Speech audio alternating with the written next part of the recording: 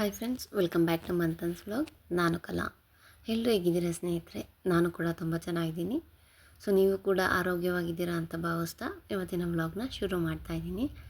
ಹಾಗೆಯೇ ನನ್ನ ಈ ವ್ಲಾಗ್ಸ್ಗಳು ನಿಮಗೆ ಇಷ್ಟ ಆಗ್ತಿದ್ರೆ ಪ್ಲೀಸ್ ಲೈಕ್ ಮಾಡಿ. ಇನ್ನೂ ಯಾರೆಲ್ಲ ಸಬ್ಸ್ಕ್ರೈಬ್ ಮಾಡದೆ ನೋಡ್ತಾ ಇದ್ದೀರೋ ದಯವಿಟ್ಟು ಸಬ್ಸ್ಕ್ರೈಬ್ ಮಾಡಿ ನನಗೆ ಸಪೋರ್ಟ್ ಮಾಡಿ ಅಂತ ಕೇಳ್ಕೊತೀನಿ. ಇವತ್ತಿನ ವ್ಲಾಗ್ನ ಬೆಳಗ್ಗೆಯಿಂದನೇ ಶುರು ಮಾಡಿದ್ದೀನಿ. ಸೊ ಬೆಳಗ್ಗೆನೇ ಇದ್ದು ಆಚೆ ಬಂದಾಗ ನನಗೆ ಈ ಒಂದು ಹಸಿರು ಗಿಡಗಳಾಗಿರ್ಬೋದು, ಹಾಗೆಯೇ ಹೂವುಗಳಾಗಿರ್ಬೋದು, ಇದನ್ನೆಲ್ಲ ನೋಡ್ತಿದ್ರೆ ಒಂಥರ ಮೈಂಡ್ ಫ್ರೆಶ್ ನನಗೆ ಆ ಥರ ಅನಿಸುತ್ತೆ. ಮೈಂಡ್ ಫ್ರೆಶ್ ಆಗುತ್ತೆ. ಹಾಗೆಯೇ ಮಲ್ಲಿಗೆ ಹೂವು ಇವಾಗಂತೂ ಸ್ವಲ್ಪ ಕಮ್ಮಿನೇ ಆಗೋಗ್ಬಿಟ್ಟಿದೆ. ಎಲ್ಲೋ ಒಂದು 3-4 ಬಿಡ್ತಿದೆ ಅಷ್ಟೇ. ಇನ್ನು ಅಷ್ಟೇ ಮುಗೀತು ಅನಿಸುತ್ತೆ ಮಲ್ಲಿಗೆ ಹೂವಿನ ಸೀಸನ್ನು. ಅದನ್ನು ಎಲ್ಲ ಕಿತ್ಕೊತಾ ಇದೆ. ಇನ್ನು ಇದನ್ನು ಕಟ್ಟಿ ಮುಡ್ಕೊಳೋಕ್ಕೂ ಆಗೋಲ್ಲ. ಅದಕ್ಕೋಸ್ಕರ ಹೊಸ್ಲು ಗಿಡೋದಾಗಿರಲಿ, ದೇವ್ರ ಮನೆ ಹೊಸ್ಲಿಗೆ ಇಟ್ಬಿಟ್ರೆ ಮನೆ ತುಂಬ ಅದೊಂದು ಪರಿಮಳ ಚೆನ್ನಾಗಿರುತ್ತೆ ಅಲ್ವಾ. ಅದಕ್ಕೋಸ್ಕರ ಕಿತ್ಕೊಂಡು ಇನ್ನೇನು ಸುಮ್ಮನೆ ಹಂಗೆ ಬಿಟ್ಟರೆ ಎಲ್ಲ ಉದುರೋಗ್ಬಿಡುತ್ತೆ. ಏನು ವೇಸ್ಟ್ ಮಾಡೋದು. ಮನೆ ಒಳಗಡೆನಾದರೆ ಅದೊಂದು ಸ್ಮೆಲ್ ನನಗಿಷ್ಟ. ನನಗೆ ಮಲ್ಲಿಗೆ ಹೂವಿಂದು ಸ್ಮೆಲ್ ಅಂದರೆ ತುಂಬಾ ಇಷ್ಟ.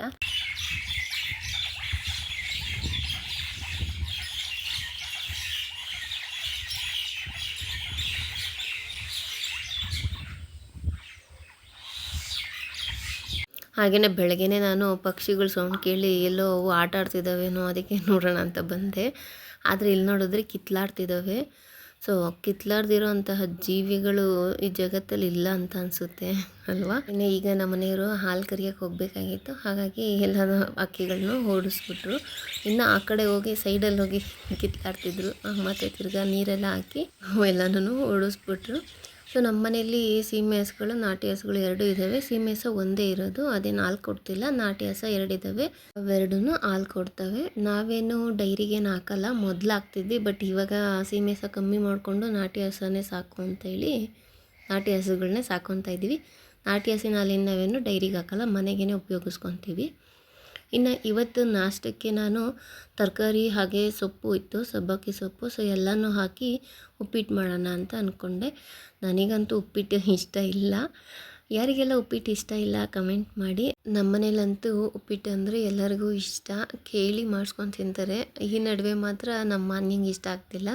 ಸೊ ಇವತ್ತು ಮಾಡಿದ್ನಲ್ಲ, ಮಾನ್ಯ ಯಾಕೆ ಮಾಡ್ತೀನಿ, ನಂಗೆ ಉಪ್ಪಿಟ್ಟು ಬೇಡ ಅಂದ್ಲು. ಸರಿ ಅಂತ ಅವಳಿಗೆ ಚಪಾತಿ ಮಾಡಿ ಅವಳಿಗೆ ಬಾಕ್ಸಿಗೆ ಕಟ್ ಕಳಿಸಿದ್ದಾಯಿತು. ಏನು ಮಾಡೋದು ಮಕ್ಕಳು ಅಂದಮೇಲೆ, ನಾನು ಸ್ಕೂಲಿಗೆ ಹೋಗೋಲ್ಲ, ಇಲ್ಲ ಅಂದರೆ ನನಗೆ ಉಪ್ಪಿಟ್ಟು ಬೇಡ ಅಂತ ಸಖತ್ ಹಠ ಮಾಡಿಬಿಟ್ಲು.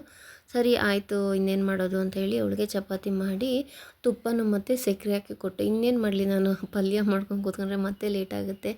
ಹಾಗಾಗಿ ತುಪ್ಪನೂ ಮತ್ತು ಸಕ್ಕರೆ ಹಾಕೊಂಡು ಕೊಟ್ಟು ಕಳಿಸ್ದೆ. ಚಟ್ನಿ ಎಲ್ಲ ಮಾಡಿ ಕೊಟ್ಟು ಕಳಿಸಿದ್ರೆ ಮಧ್ಯಾಹ್ನ ಚೆನ್ನಾಗಿರುತ್ತೋ ಇರೋಲ್ವೋ ಅನ್ನೋದು ಗೊತ್ತಿರೋದಿಲ್ಲ. ಹಾಗಾಗಿ ಚಟ್ನಿ ಏನು ಮಾಡಲ್ಲ. ಅಂದರೆ ಟೊಮೆಟೊ ಚಟ್ನಿ ಏನಾರ ಇದ್ದರೆ ಅದು ಮಾಡಿಕೊಟ್ಟು ಕಳಿಸ್ತೀನಿ. ಅದೆಲ್ಲ ಚೆನ್ನಾಗಿರುತ್ತೆ, ಏನು ಹಳ್ಸೋಗಲ್ಲ ಮಧ್ಯಾಹ್ನದ ಅಷ್ಟರಲ್ಲಿ. ಈ ಕಾಯಿ ಚಟ್ನಿ ಆಗಿರ್ಬೋದು, ಕಡಲೆ ಬೀಜದಾಗಿರ್ಬೋದು, ಆ ರೀತಿದೆಲ್ಲ ನಾನೇನು ಬಾಕ್ಸಿಗೆ ಹಾಕಲ್ಲ, ಪಲ್ಯನೇ ಮಾಡಿಕೊಟ್ಟು ಕಳಿಸೋದು. ಸೊ ಇನ್ನು ಈಗ ಉಪ್ಪಿಟ್ಟಿಗೆ ತರಕಾರಿ ಎಲ್ಲ ಹಚ್ಕೊಂಡಿತ್ತಾಯಿತು. ಇನ್ನು ರವೆ ಹುರ್ಕೊಳ್ಳೋಣ ಅಂತ ಹೇಳಿ. ಆ್ಯಕ್ಚುಲಾಗಿ ನಾನು ಮುಂಚೆನೇ ಎಲ್ಲ ರವೆನೆಲ್ಲ ಹುರಿದಿಟ್ಕೊತಿದ್ದೆ. ಬಟ್ ಈ ನಡುವೆ ಸ್ವಲ್ಪ ಹುರಿದಿಟ್ಟಿರಲಿಲ್ಲ. ಹಾಗಾಗಿ ಇವಾಗ ಹುರ್ಕೊಂಡು ಫ್ರೆಶ್ಶಾಗಿ ಅದೊಂಥರ ಚೆನ್ನಾಗಿರುತ್ತೆ ಫ್ರೆಶ್ಶಾಗಿ ಮಾಡೋದು. ಬಟ್ ಹುರಿದಿಟ್ಕೊಂಡ್ರೆ ಏನು ಗೊತ್ತಾ, ಟೈಮ್ ಸೇವ್ ಆಗುತ್ತೆ. ಹಾಗಾಗಿ ಬೆಳಗ್ಗೆ ಹೊತ್ತು ಬೇಗನೆ ನಾಷ್ಟ ಮಾಡಿಕೊಟ್ಟು ಕಳಿಸ್ಬೇಕು ಅಂದಾಗ ಬೇಗ ಆಗುತ್ತಲ್ವ. ಮುಂಚೆಗೆ ಹುರಿದಿಟ್ಕೊಳೋದು ಒಳ್ಳೆಯದು. ಬನ್ಸಿ ರವೆಯಲ್ಲಿ ಉಪ್ಪಿಟ್ಟು ಮಾಡ್ತಾಯಿದ್ದೀನಿ.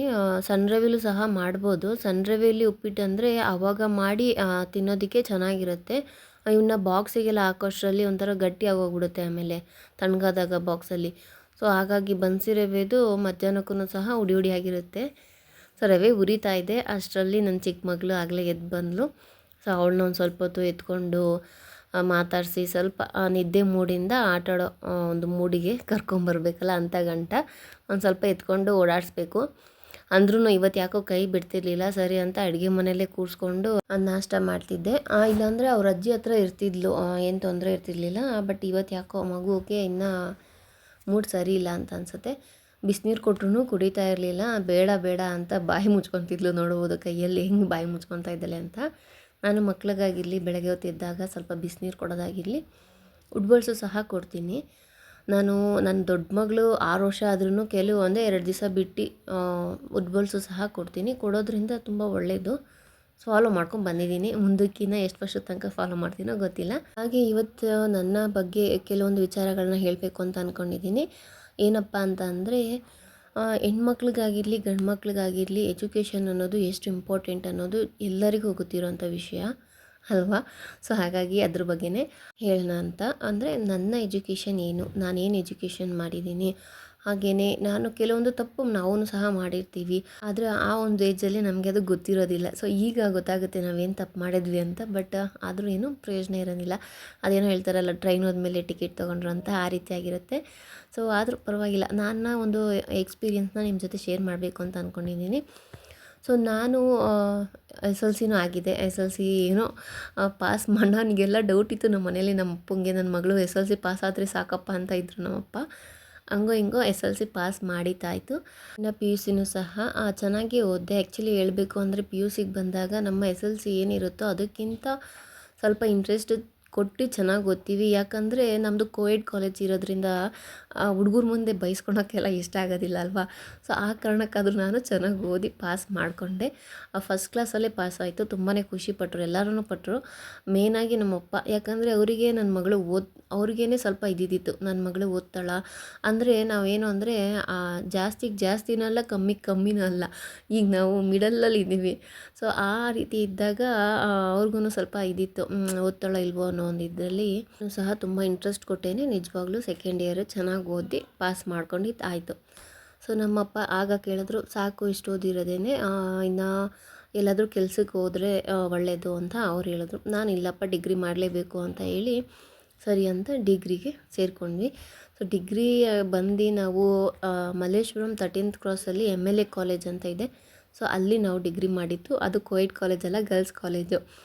ಅದೊಂದು ಸ್ಟೋರಿ ಇದೆ. ಏನು ಗೊತ್ತಾ, ನಾವು ಪಿ ಯು ಸಿ ಆದಮೇಲೆ ಒಂದು ಸತಿ ನಮ್ಮ ಫ್ರೆಂಡ್ಸ್ ಎಲ್ಲ ಹೀಗೇ ಮಂತ್ರಿ ಮಾಲ್ಗೆ ಹೋಗಿ, ಹಾಗೆ ಅಲ್ಲಿ ದೇವಸ್ಥಾನ ಇದೆ, ಸಾಯಿಬಾಬಾ ಟೆಂಪಲ್, ನೋಡಿರ್ಬೋದು ಕೆಲವರು. ಸೊ ಆ ದೇವಸ್ಥಾನಕ್ಕೆ ಹೋಗಬೇಕಾದ್ರೆ ಅದೇ ರೋಡಲ್ಲಿ ಹೋಗ್ತಿದ್ವಿ, ಆ ಕಾಲೇಜ್ ಎದುರುಗಡೆ ರೋಡಲ್ಲೇ. ನಾವು ಆ ಕಾಲೇಜ್ನ ನೋಡಿ ಕಮೆಂಟ್ ಮಾಡ್ಕೊಂಡ್ವಿ ಏನಂತ, ಯಾರಾದರೂ ಹೋಗಿ ಗರ್ಲ್ಸ್ ಕಾಲೇಜಿಗೆ ಸೇರ್ಕೊತಾರೆ, ಅದೊಂಥರ ಜೈಲಿದ್ದಂಗೆ, ಹಾಗೆ ಹೀಗೆ ಏನು ಚೆನ್ನಾಗಿರುತ್ತೆ ಅಂತ ನಾವು ಫ್ರೆಂಡ್ಸ್ ಎಲ್ಲ ಕಮೆಂಟ್ ಮಾಡ್ಕೊಂಡು ಹೋದ್ವಿ. ಅದನ್ನ ಆಮೇಲೆ ಲಾಸ್ಟಿಗೆ ನೋಡಿದ್ರೆ ಹೋಗಿ ಅದೇ ಕಾಲೇಜಿಗೆ ಸೇರಿಕೊಂಡ್ವಿ. ಅದು ಹೇಗೆ ಹೋಗಿ ಸೇರಿಕೊಂಡ್ವಿ ಅಂತ ನನಗೆ ನಿಜವಾಗ್ಲೂ ಗೊತ್ತಿಲ್ಲ. ನನ್ನ ಫ್ರೆಂಡ್ ಒಬ್ಬಳು ಹೋಗಿ ಸೇರಿಕೊಂಡ್ಳು ಅಂತ, ಸರಿ ನಾನು ಅದೇ ಕಾಲೇಜ್ಗೆ ಹೋಗಿ ಸೇರ್ಕೊತೀವಿ ಅಂತ ಹೇಳಿ ನಮ್ಮ ಒಂದು ಫ್ರೆಂಡ್ಸ್ ಗ್ರೂಪಲ್ಲೇ ಅಮ್ಮಮ್ಮ ಅಂದರು, ಒಂದು 5 ಜನ ಅದೇ ಕಾಲೇಜ್ಗೆ ಸೇರ್ಕೊಂಡ್ಬಿಟ್ವಿ. ಸೊ ಆ ರೀತಿಯಾಗಿ ಆ ಕಾಲೇಜಿಗೆ ಸೇರಿಕೊಂಡು ಡಿಗ್ರಿ ಮುಗಿಸ್ಕೊಂಡಿದ್ದಾಯಿತು. ಅಂದರೆ ಡಿಗ್ರೀಲಿ ನನಗೆ ಒಂದು ಬ್ಯಾಕ್ ಉಳಿದ್ಬಿಡ್ತು, ಅದೇ ಬಂದಿತ್ತು ಬೇಜಾರು. ಆ ಡಿಗ್ರೀಲಿ ಥಿಯರಿ ಆದರೂ ನಾನು ಇದಾಗಿದ್ದರೆ, ಬ್ಯಾಕ್ ಆಗಿದ್ದರೆ ನಾನು ಖಂಡಿತ ಓದಿ ಬರ್ಕೊಂಬಿಡ್ತಿದ್ದೆ. ಬಟ್ ಪ್ರಾಕ್ಟಿಕಲ್ ಆಗಿರೋದ್ರಿಂದ ನನಗೆ ನಿಜವಾಗ್ಲೂ ತುಂಬಾ ಕಷ್ಟ ಅಂತ ಅನ್ನಿಸ್ತು. ಅದರಲ್ಲೂ ಅಡ್ವಾನ್ಸ್ ಅಕೌಂಟಿಂಗ್ ಅಂತ ಇತ್ತು. ಅಕೌಂಟ್ಸ್ ಅಂದರೆ BCom ಮಾಡಿರೋರಿಗೆ ಗೊತ್ತಿರುತ್ತೆ. ಸೊ ಆ ಒಂದು ಸಬ್ಜೆಕ್ಟಲ್ಲಿ ನನಗೆ ಬ್ಯಾಕ್ ಬಂದಿತ್ತು. ಸೊ ನಾನು ನನ್ನ ತಮ್ಮನೂ ಹೇಳ್ದ ಕಟ್ಕೊಂಡು ಪಾಸ್ ಮಾಡ್ಕೊ ಅಂತ. ಬಟ್ ನನಗೇನೋ ಅದರಲ್ಲಿ ಇಂಟ್ರೆಸ್ಟೇ ಬರಲಿಲ್ಲ, ಯಾಕೆ ಏನು ಅಂತ ಗೊತ್ತಿಲ್ಲ. ಪ್ರಾಕ್ಟಿಕಲ್ ಅನ್ನೋದೇ ಒಂದು ಸ್ವಲ್ಪ ನನಗೆ ಮೊದಲೇ ಭಯ ಆಗೋಗಿತ್ತು. ಪ್ರಾಕ್ಟಿಕಲ್ ತುಂಬ ಕಷ್ಟ ಅನ್ನೋದು ಮೈಂಡಲ್ಲಿತ್ತು. ಹಾಗಾಗಿ ನಾನು ಮತ್ತೆ ಟ್ರೈ ಮಾಡೋಕ್ಕೆ ಹೋಗಲಿಲ್ಲ. ಸೊ ಬಟ್ ಆಗ ನನಗೇನು ಅಂತ ಫೀಲ್ ಆಗ್ತಾ ಇರಲಿಲ್ಲ. ಈಗ ಅನಿಸುತ್ತೆ, ನಾನು ನನ್ನ ತಮ್ಮನ ಮಾತು ಕೇಳಿ ಬರೆದು ಪಾಸ್ ಮಾಡ್ಕೊಂಡಿದ್ದಿದ್ರೆ ಚೆನ್ನಾಗಿರ್ತಿತ್ತು ಅಂತ. ನನ್ನ ತಮ್ಮ ಮಾತ್ರ ಅಲ್ಲ, ನಮ್ಮಮ್ಮನೂ ಹೇಳೋರು, ನೀನು ಅದನ್ನು ಕಂಪ್ಲೀಟ್ ಮಾಡ್ಕೊಂಡಿದ್ರೆ ಮತ್ತೆ ಮುಂದೆನೂ ಓದ್ಬೋದಾಗಿತ್ತು, ನೀನಾಗೆ ಹಾಳು ಮಾಡಿಕೊಂಡೆ ಅಂತ ಹೇಳ್ತಾರೆ. ನಂತರನೇ ಎಷ್ಟೊಂದು ಜನ ಈ ರೀತಿಯಾಗಿ ಒಂದು ಸ್ಟಡೀಸ್ನ ಇನ್ಕಂಪ್ಲೀಟ್ ಮಾಡ್ತಾರೆ, ತುಂಬ ಸಫರ್ ಮಾಡ್ತಿರೋರು ಎಷ್ಟೊಂದು ಜನ ಇರ್ತಾರೆ ಅಂತ ನನಗೆ ಗೊತ್ತು. ಸೊ ಅವರಿಗೋಸ್ಕರ ಹೇಳ್ತಾ ಇದ್ದೀನಿ, ಪರವಾಗಿಲ್ಲ, ಲೈಫಲ್ಲಿ ಓದೋರಿಗೆ ಒಂದು ದಾರಿ ಆದರೆ ಓದಿರೋರಿಗೆ 108 ದಾರಿ ಇರುತ್ತೆ ಅಂತಾರೆ. ಸೊ ಹಾಗಾಗಿ ಸ್ಟಡೀಸಲ್ಲಿ ನಾವು ಫೇಲ್ ಆದರೂ ಪರವಾಗಿಲ್ಲ, ನಮಗೆ ಅಂತ ಒಂದು ಕೆಲಸ ಅನ್ನೋದು ಇದ್ದೇ ಇರುತ್ತೆ. ಸೊ ಹಾಗಾಗಿ ನಮ್ಮ ಕಾಲ ಮೇಲೆ ನಾವು ನಿಂತ್ಕೊಳೋದು ಒಳ್ಳೆಯದು ಅಂತ ಹೇಳ್ತೀನಿ. ನಿಮ್ಮ ಹೆಸರು ತಾನ್ಯ, ಅದ್ರ ಹೆಸರು ತಾನ್ಯನಾ?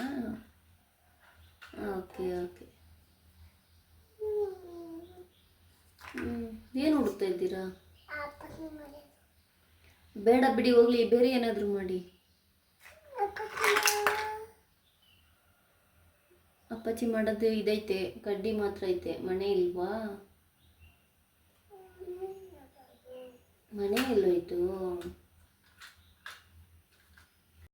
ಸೊ ಹಾಗೆಯೇ ನನ್ನ ಹೊಸ ಸಬ್ಸ್ಕ್ರೈಬರ್ ಒಬ್ಬರು ಕೇಳಿದರು, ನಿಮ್ಮ ಮನೇಲಿ ಯಾರ್ಯಾರು ಇದ್ದೀರಾ ಅಂತ ಹೇಳಿ. ಸೊ ಕೆಲವರಿಗೆ ಗೊತ್ತಿರೋದಿಲ್ಲ, ಹಾಗಾಗಿ ಹೇಳ್ತಾ ಇದ್ದೀನಿ. ನಮ್ಮ ಮನೆಯಲ್ಲಿ ನಾವು ಜಾಯಿಂಟ್ ಫ್ಯಾಮಿಲಿ ಅಂತಲೇ ಹೇಳ್ಬೋದು. ಅತ್ತೆ, ಮಾವ, ಹಾಗೆ ಹಸ್ಬೆಂಡ್, ನಾನು, ಇಬ್ಬರು ಮಕ್ಕಳು, ಹಾಗೆ ಒಬ್ಬರು ಮೈದ್ನ. ಸೊ ಇಷ್ಟು ಜನ ಇದ್ದೀವಿ. ಸೊ ನಾನೆಲ್ಲರನ್ನೂ ವ್ಲಾಗಲ್ಲಿ ತೋರಿಸ್ತಾ ಇಲ್ಲ, ಹಾಗಾಗಿ ನಿಮಗೆ ಗೊತ್ತಿಲ್ಲ ಅಂತ ಅನಿಸುತ್ತೆ.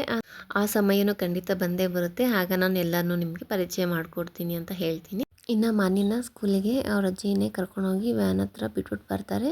ಆ ಟೈಮಲ್ಲಿ ನಾನು ತಾನಿನ ಜೊತೆ ಸ್ವಲ್ಪ ಹೊತ್ತು ಆಟ ಆಡ್ಕೊಂಡು ಕೂತಿದ್ದೆ. ಯಾಕಂದರೆ ಅವಳು ನಾನು ಹೋಗ್ತೀನಿ ಅಂತ ಹೇಳ್ತಾಳೆ. ಮಕ್ಕಳನ್ನ ವ್ಯಾನ್ ಹತ್ತಿಸೋಕೆ ಹೋದಾಗ ಇನ್ನೊಬ್ಬರು ಈ ರೀತಿ ಚಿಕ್ಕ ಮಕ್ಕಳು ಏನಾದರೂ ಇದ್ದರೆ ದಯವಿಟ್ಟು ಕರ್ಕೊಂಡು ಹೋಗಬೇಡಿ. ರೀಸೆಂಟಾಗಿ ನ್ಯೂಸ್ ನೋಡಿದ್ದೀರಾ ಅಂತ ಅನಿಸುತ್ತೆ. ಸೊ ನಾವು ಮುಂಚೆನೂ ಕಳಿಸ್ತಿರ್ಲಿಲ್ಲ, ಇನ್ನು ಈ ನ್ಯೂಸ್ ನೋಡಾದ್ಮೇಲೆ ಇದ್ದಿತ್ತು ಕಳಿಸಲ್ಲ. ಏನೇ ಇದು ಮಾಡಿದ್ರು ಸ್ವಲ್ಪ ಹೊತ್ತು ಅಳ್ತಾಳೆ ಅಷ್ಟೇನೆ, ಆಮೇಲೆ ಸರಿ ಹೋಗ್ತಾಳಲ್ವಾ. ಹಾಗಾಗಿ ಇನ್ನು ನಾಷ್ಟ ಮಾಡೋಕ್ಕೆ ನಾನು ಹಾಕೊಂಡು ಕೊಡ್ತೀನಿ ಅಷ್ಟೇನೆ, ಏನು ತಿನ್ನಿಸೋದೇನಿಲ್ಲ, ಅವಳೇ ತಿಂತಾಳೆ. ಇದೊಂದು ಅಭ್ಯಾಸ ನಾನು ಮಾಡಿಸಿದ್ದೀನಿ ನಮ್ಮ ಮನೇಲಿ. ನನ್ನ ದೊಡ್ಡ ಮಗಳಿಗೆ ಅವ್ರ ಅಜ್ಜಿ ಇನ್ನೂ ತಿನ್ನಿಸ್ತಾನೆ ಇರಬೇಕು. ಅವಳಿಗೆ ಅದೊಂದು ಅಭ್ಯಾಸ ಹೋಗ್ಬಿಟ್ಟಿದೆ. ಅದಕ್ಕೇ ಅದೊಂದು ತಪ್ಪು ಮಾಡಬೇಡಿ. ಚಿಕ್ಕ ಮಕ್ಕಳಿಗೆ ಅವರಾಗಿ ಅವರು ತಿನ್ನೋದನ್ನು ಅಭ್ಯಾಸ ಮಾಡಿಸೋದು ಒಳ್ಳೆಯದು. ಯಾಕಂದರೆ ನಾವು ಮನೇಲಿ ತಿನ್ನಿಸ್ಬಿಡ್ತೀವಿ, ಬಟ್ ಸ್ಕೂಲಲ್ಲೆಲ್ಲ ಯಾರು ತಿನ್ನಿಸ್ತಾರೆ ಅಲ್ವಾ. ಹಾಗಾಗಿ ಅದೇ ಒಂದು ಅಭ್ಯಾಸ ಚಿಕ್ಕ ಮಕ್ಕಳಿಂದನೇ ಶುರು ಮಾಡಿ ಅಂತ ಹೇಳ್ತೀನಿ. ನೋಡಿ ಅಚ್ಚುಕಟ್ಟಾಗಿ ತಿಂತಾಳೆ, ಎಷ್ಟು ಬೇಕೋ ಅಷ್ಟು ತಿಂತಾಳೆ, ಸಾಕು ಅಂದರೆ ಸಾಕು ಅಂತ ಹೇಳ್ತಾಳೆ. ಬಲವಂತ ನಾನು ಮಾಡೋದಿಲ್ಲ ಮಕ್ಕಳಿಗೆ. ಅದರಲ್ಲಂತೂ ನನ್ನ ಚಿಕ್ಕ ಮಕ್ಕಳಂತೂ ಚಿಟ್ಟೇರಿ ಥರ ಆಡ್ಕೊಂಡು ಮನೇಲಿ ಚೆನ್ನಾಗಿ ತುಂಬಾ ಅವಳಿಲ್ಲ ಅಂತಂದರೆ ಮನೇಲಿ ಬೇಜಾರಾಗೋಗ್ಬಿಡುತ್ತೆ. ಮನೇಲಿ ಮಕ್ಕಳಿರ್ಬೇಕು ಕಣ್ರಿ. ಈ ವ್ಲಾಗ್ ನಿಮಗೆ ಇಷ್ಟ ಆಗಿರುತ್ತೆ ಅಂತ ಅಂದ್ಕೊತೀನಿ. ಇಷ್ಟ ಆಗಿದ್ರೆ ಪ್ಲೀಸ್ ಲೈಕ್ ಮಾಡಿ. ಮತ್ತೆ ಸಿಗೋಣ ಮುಂದಿನ ವ್ಲಾಗಲ್ಲಿ. Until then take care. Thanks for watching. ಧನ್ಯವಾದ.